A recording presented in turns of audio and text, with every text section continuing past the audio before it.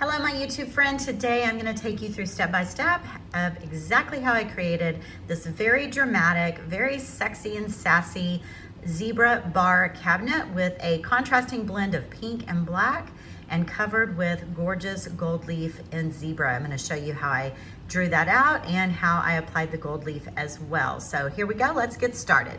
Y'all all please give a warm welcome to Matt. Matt is going to be in front of the camera with us at least for a little while, a little while. Yeah, a little bit. He was very opinionated about this strange piece of furniture that I have here. So I felt like we might need some male input. It's just a very unusual piece of furniture. Can we discuss the elephant in the room? Do you see anything unusual about this piece? You think it's Queen Anne legs, right? French legs, this Queen Anne legs. But when you get down here to the bottom, those are hooves. What is that?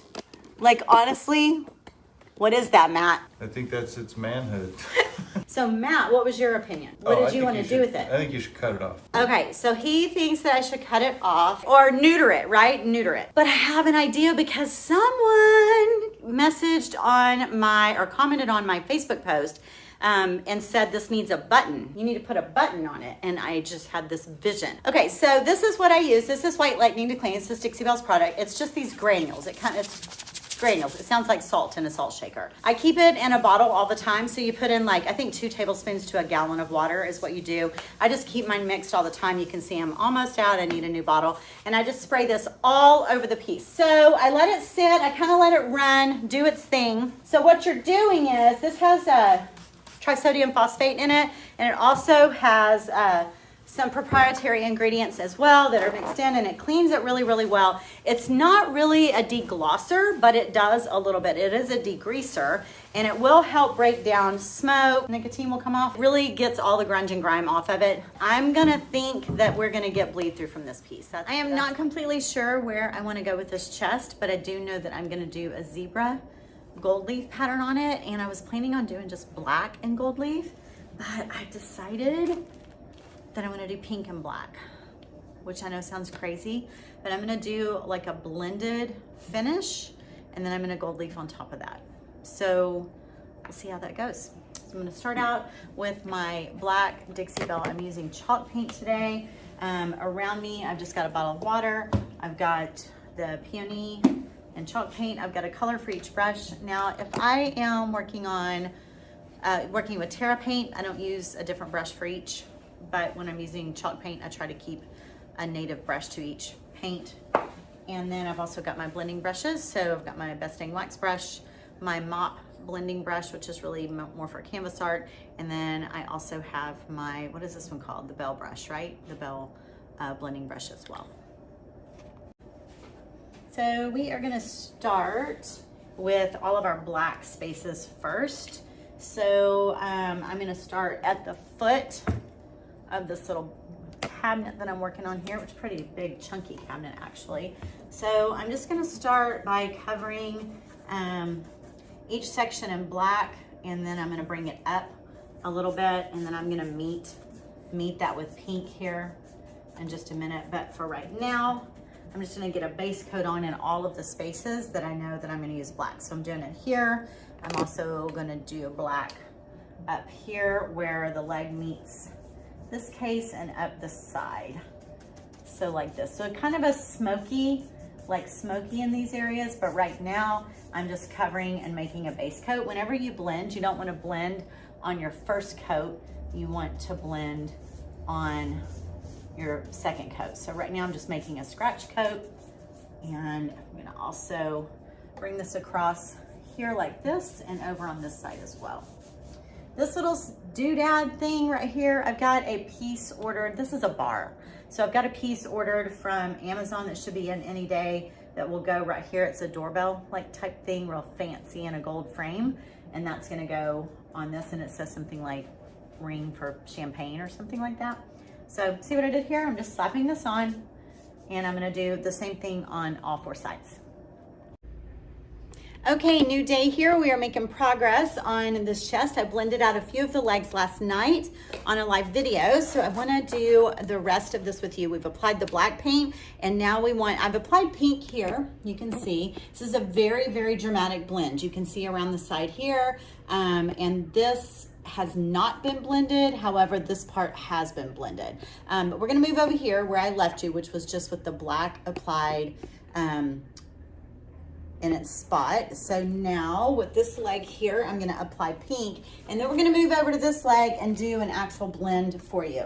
So you've got your black in place, which is just a base coat for your black. I've got a fresh, clean brush here. I'm going to apply pink where I want it. You can see the back of that leg has not been done. So I'm just sort of working around the piece and spinning it as I go, kind of taking it a section at a time. It's very important to do that when you're blending. You want to let your base coat dry first and then apply your second coat, and then blend on top as you're applying your second coat. You don't want to blend on that first coat. So there we go. We've got our pink in place. And then up here as well, let me move the camera up. I'm gonna go ahead and put my pink base coat on for this as well. I've got my black where I want it, and I am now going to apply my pink base coat as well. It doesn't matter really what directions your paint's going. You're gonna be doing another top coat on top of this. You could stipple as well, and keep in mind that 50% of this entire piece will be covered with gold leaf. So half of it's going to be covered with zebra stripes. So we're just trying to get kind of a cool underlayer blend that's dramatic enough that it will compete with that super strong, brilliant gold zebra stripes. So I could use, if I wanted, a little spritz of water just to help spread this out a little bit more. Your brush strokes will be a lot less if you're using a little bit of water.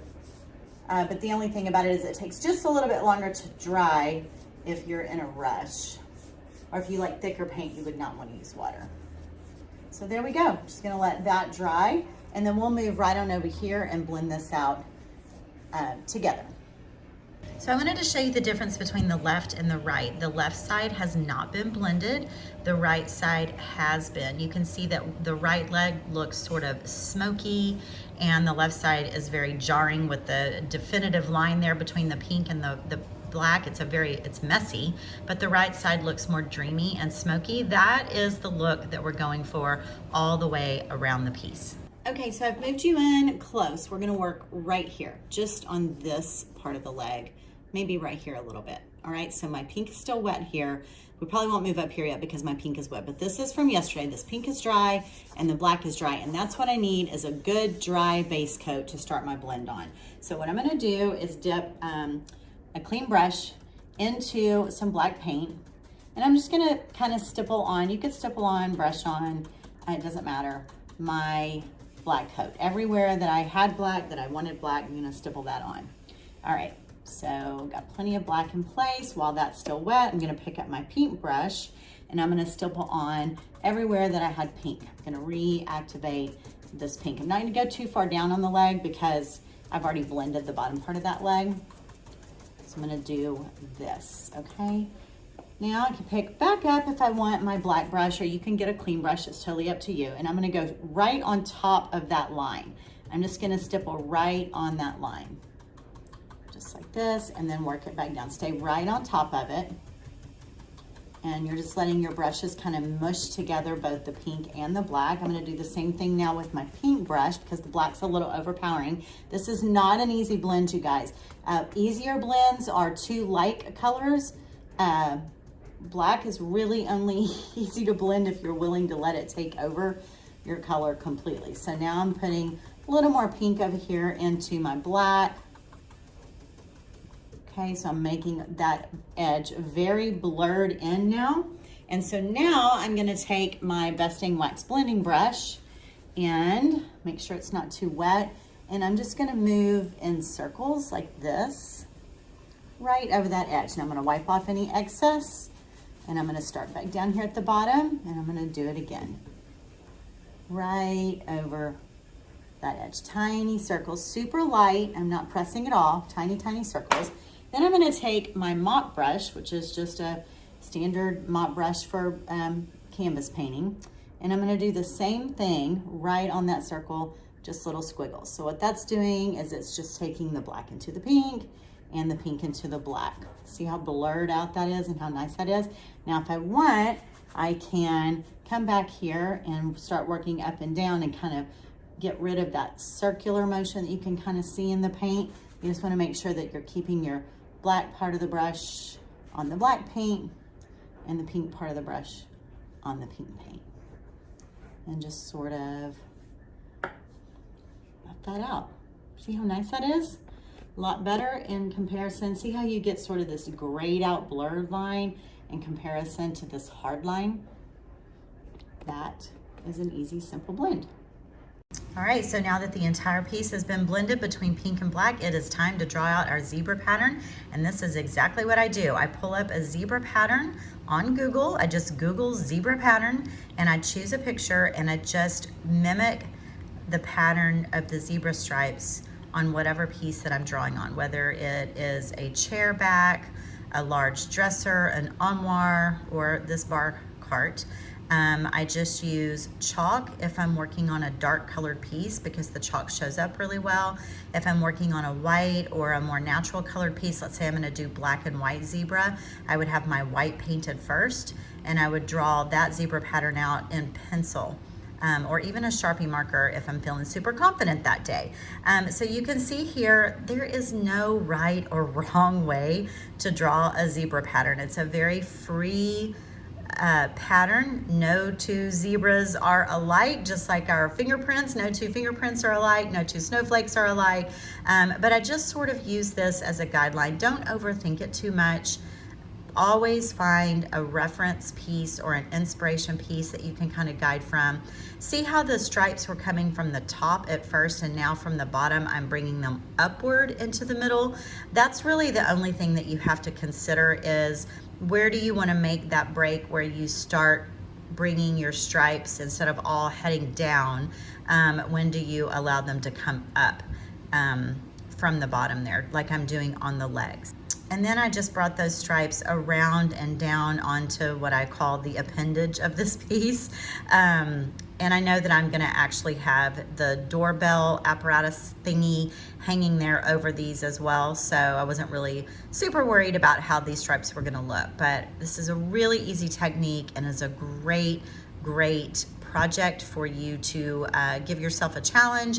You can see for the legs, I'm just doing a tiny piece of the stripe on each leg. I actually will wrap that around to the inside of the leg as well. You can see me do that here in just a second. So I chose to only have the zebra pattern on the top and the front of this piece. I just felt like it was enough. When once I started gold leafing, I realized I did not want to carry this on all the way around. So here we go, it's all chalked out and it is ready for some gold leaf adhesive. We are gonna start that now. So you can use any type of gold leafing or metal, I'm saying gold leaf, but metal leafing adhesive. It comes in like a little squirt bottle. I just pour it into a little Dixie cup and I'm using a small artist brush to apply it. You just apply it just as if you were painting the stripes, but you do need to make sure that you know make sure you know what stripe you're painting and that you aren't actually painting this adhesive in between a stripe because you can't get rid of this adhesive. It is like sticky for life. So if you have to go in and actually mark your stripes maybe with, you know, X's in chalk or color them in with chalk and then put the adhesive on it, just to make sure that you don't apply adhesive to something that shouldn't have adhesive on it. You can also buy spray adhesive, but that does not work for patterns such as this or detail work. You just need to use a tiny brush and apply it this way. Once you've applied this creamy adhesive, you do need to wait at least 30 minutes or until it becomes completely clear. You don't want to try to apply metal leaf on top of adhesive that's not clear.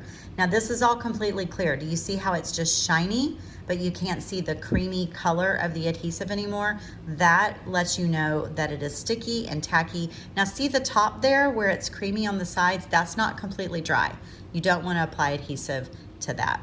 So this is the metal leaf sheets. This is what it looks like. It comes in a package. They're divided by tissue paper. They're very, very, very thin. You can see how easily they move. They're gonna crack easily. They're gonna tear easily, so you handle them gently. This is so easy, you guys, and it is so addicting. You just pull the sheets off one at a time and you lay them down on the surface. And you can use your hand. You can use, some people say you need to use a glove on your hand just so that your oils in your hands don't tarnish the metal leafing.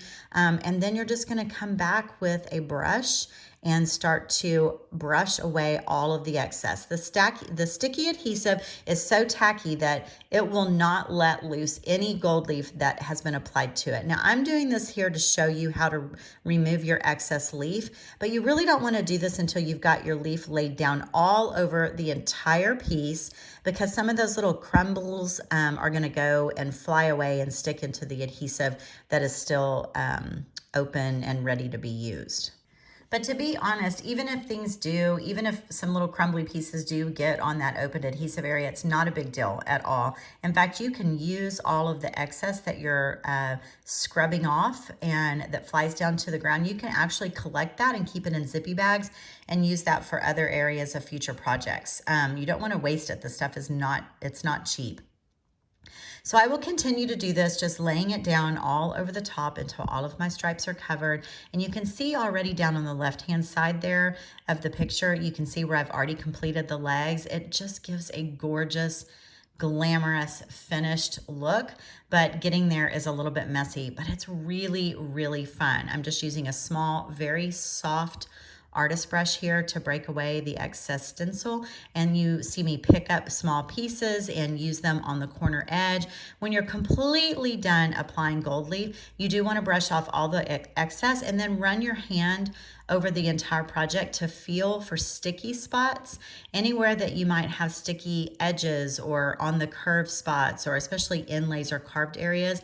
And you just go back and pick up some of your crumbs and fill in those sticky spots. When you are completely finished with your gold leaf, you do need to top coat your gold leaf. I use a metal leaf sealer and a small artist brush, and I just apply it directly to the zebra stripes. I did not put it over my paint. I applied it directly to the zebra stripes themselves. And then when that was completely dry, I finished off this entire piece with Dixie Belle's top coat in satin. And would you look at this? Isn't it amazing? It is so beautiful. It's the most fun, personality-filled bar cart that I think I've ever seen. I left the inside raw. I wanted the personality to be on the outside. I love the little doorbell there. I love having that black and pink super bold blend underneath the gold. I think that it is really, really unique, and I hope that it finds the perfect home and brings someone a lot of really good conversation with this piece in the room. Thank y'all for joining me today. We'll be back next Sunday with a new YouTube video and another amazing project.